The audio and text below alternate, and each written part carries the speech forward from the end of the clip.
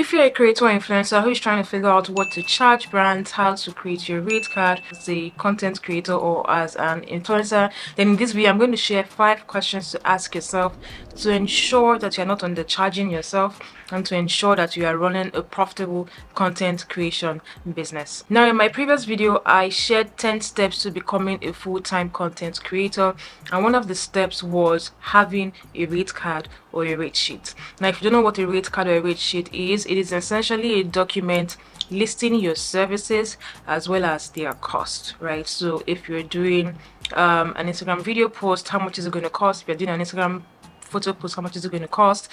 If you're doing a YouTube sponsorship, how much is it going to cost?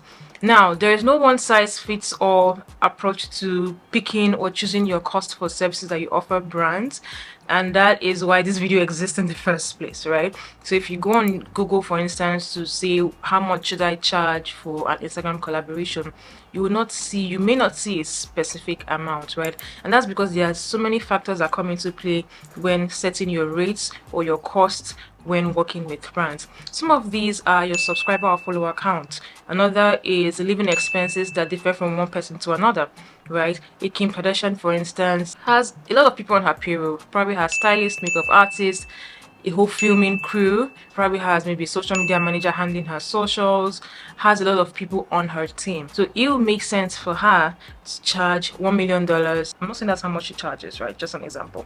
It will make sense for her to charge $1 million for an Instagram post, but it may not make that much sense for me to charge $1 million for an Instagram post because I don't have that large of a team and I don't have that much influence, right, or star power compared to Kim Kardashian. So there are a lot of things, there are a lot of factors that come into play when setting your rates as a creator. Now, there are guides based on surveys that give ranges, cost ranges for different services, sometimes according to the levels or tiers of creators. So there are different, I think there are about 3-4 levels or tiers of creators, and there are ranges, based on surveys on what creators within those levels typically will charge for different services. Now, why those guides are fantastic and are beautiful, it is important to know where to even start from, right? So that you are not charging a brand and then when you get paid and you pay all your bills, you have nothing left in the bank to either put back into your business or for yourself. Now, the first question you want to ask yourself is, how much money do I need for my expenses monthly? Right, so how much do you spend on yourself in a month?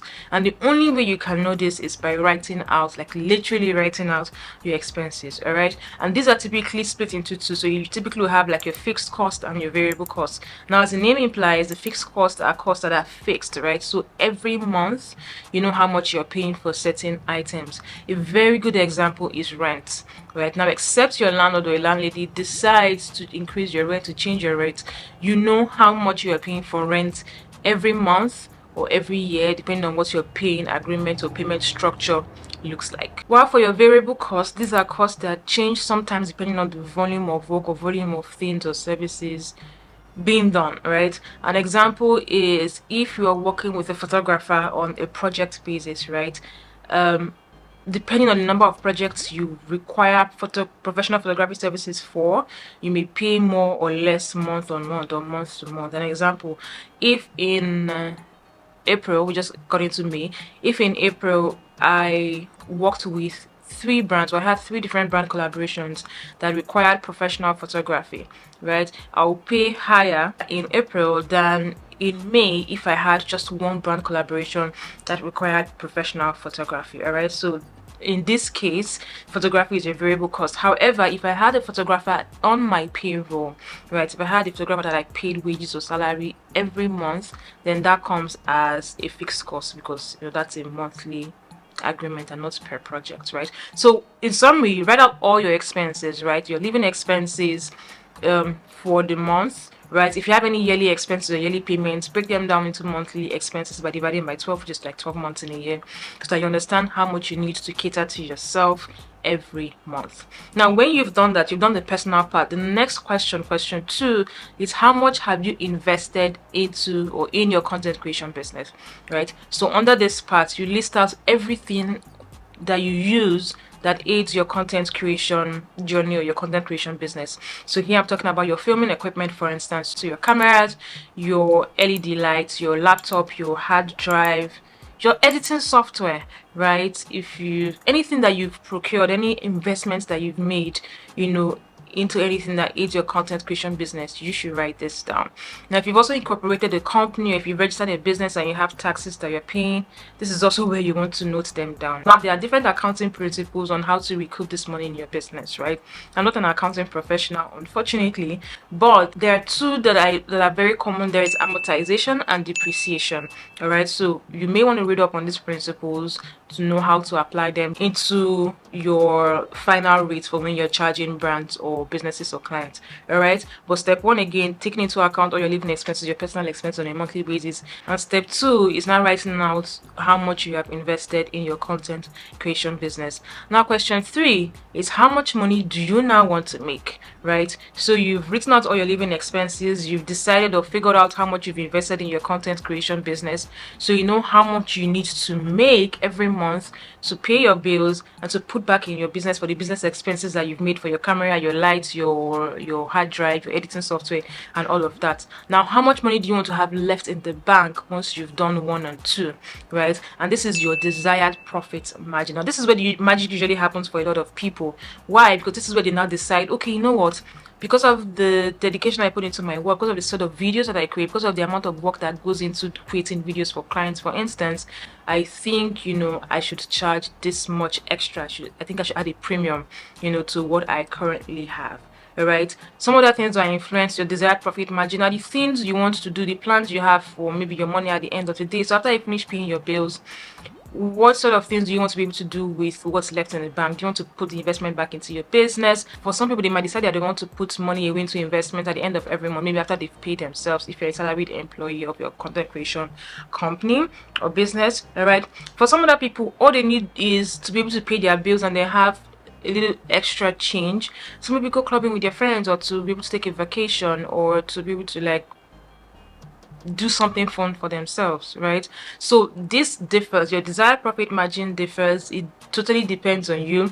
However, remember that if you're going to have a very wide profit margin, right, be prepared to offer value, right? Because if someone comes to me, for instance, and I say, at the level that I'm at, I want to charge $10,000 for one Instagram video post, I need to be able to back that up. I need to be able to tell a client or a brand or a business why they should pay me $10,000 for an Instagram video post, even though that is above the range for the level that I'm at. So now you've decided how much you want to make at the end of every month or at the end of every year.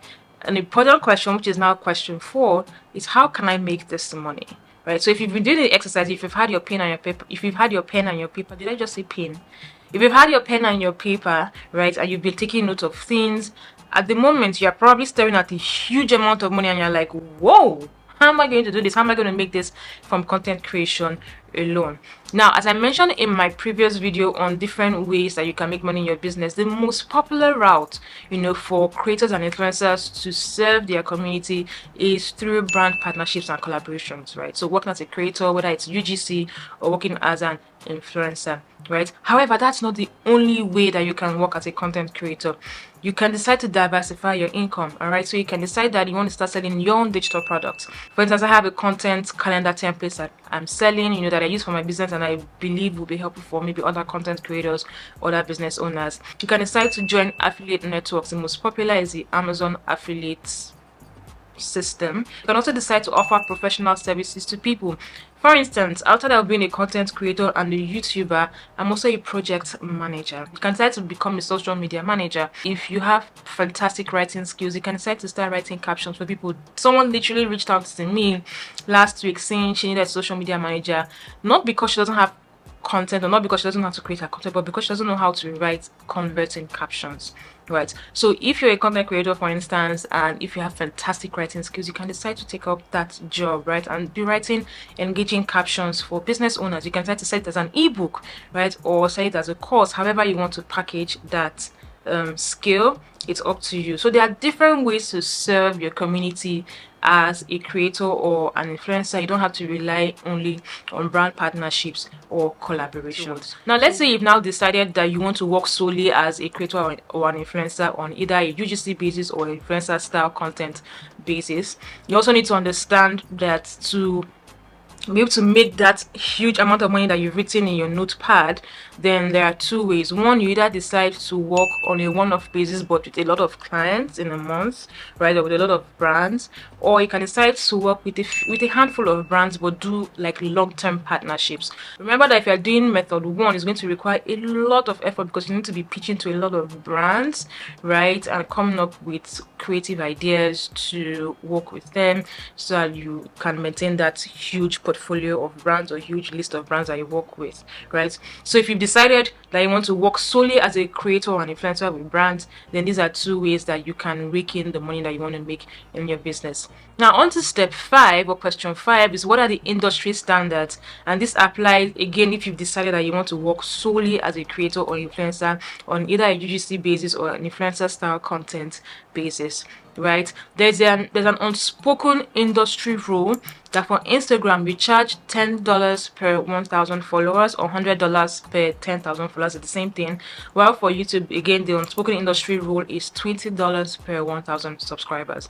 Again, this is just a benchmark, right? You can build up from this depending, as I mentioned in the beginning, on your living expenses, your influence or star power, your number of subscribers or followers that you have on your different platforms, the value that you bring as a creator to brands, the niche that you play in. Some niches are precise or concise, I don't know if that's the right word to use to describe it, that they tend to be more expensive or more profitable. So depending on your niche, you can also decide, to go higher than the industry standard. So when you're doing this, video post will typically cost more than picture post because it requires obviously a lot more effort into creating videos. The same way a YouTube sponsorship, right, will cost more than an Instagram sponsorship because YouTube videos are usually more long form, except you're doing YouTube shorts, right? YouTube videos are usually more long form than Instagram or TikTok videos, right? And they last longer on the platform. So these are the 5 questions to ask yourself to ensure that you are running a profitable content creation business. I myself have had to go through this process,